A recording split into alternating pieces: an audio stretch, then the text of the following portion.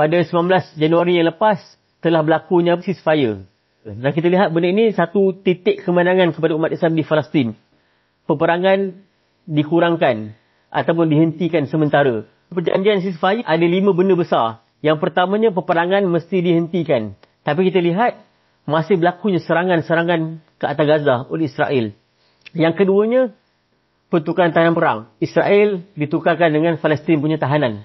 Dan kita lihat kat sini pun kemenangan umat Islam, di mana hanya 33 askar Israel ditukarkan kepada hampir 2,000 tawanan Palestin. Dan yang ketiganya ialah untuk memberi laluan kepada bantuan kemanusiaan.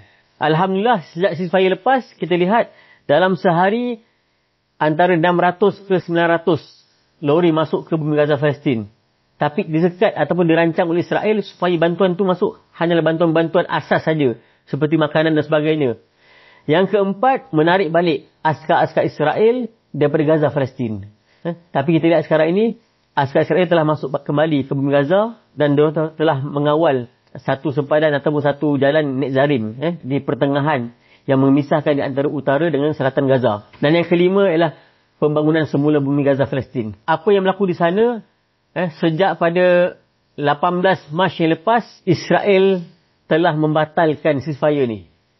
Hingga sekarang ni, serangan bertubi-tubi.